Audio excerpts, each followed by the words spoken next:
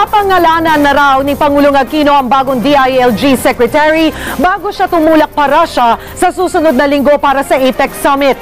Pero maraming pangalan na ang lumulutang para maging kapalit ni Secretary Robredo. Narito ang report. Isa ang pangalan ni Secretary Mar Rojas sa mga lumulutang para maging kapalit ni Interior Secretary Jesse Robredo. Pero si Mar, si Cavite Representative Joseph Emilio Abaya naman ang manok. Nasurpresa raw si Abaya sa paglutang ng kanyang pangalan. Kahit kasama niya si Pangulong Aquino sa Liberal Party, wala raw siyang hinihingin posisyon. Pero kung iaalok sa kanya ang pwesto sa DILG, hindi raw niya ito tatanggihan.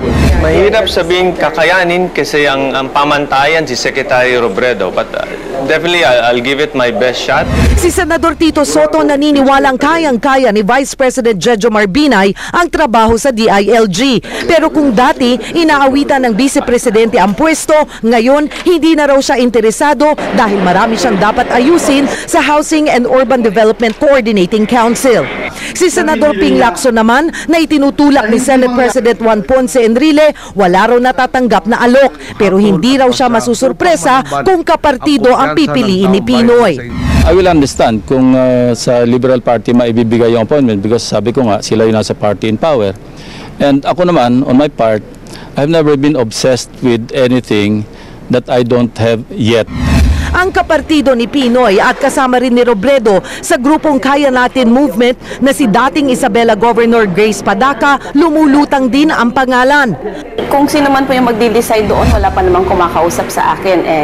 Not our leaders of the Liberal Party or yung sa mga malalapit kay Presidente. Nagulat din ako nung una pero alam ko doon parang malabas sa tao. Ang isa pang taga-liberal na si Manila Mayor Alfredo Lim hindi naman daw interesado sa pwesto. Ilan din sa mga matunog para pumalit kay Robredo sina Albay Governor Joey Salceda at Davao City Vice Mayor Rodrigo Duterte.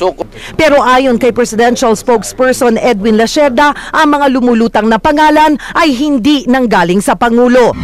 Certainly he would have some people in mind, but he has never voiced it out. He has never expressed that. So, papangalanan daw ni Pinoy ang susunod na DILG bago siya lumipad para siya sa September 7 para sa APEC Summit.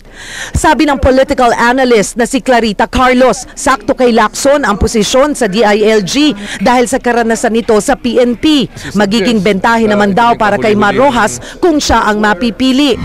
So kung gusto niya talagang exposure to the grassroots, the DILG is the pivotal department, no? Kung magra-run siya sa 2016. Pero kung tutusin daw, dapat buwagin na lang ang DILG. In other words, yung hinihingi ng panahon, dapat nagre-reflect sa iyong cabinet structure. Kasi pag nakita mo yung local government code, wala na talaga siyang gagawin, no? Except yun nga mag-coordinate, yung PNP gawin mo siyang standalone. Cheryl Cosim, News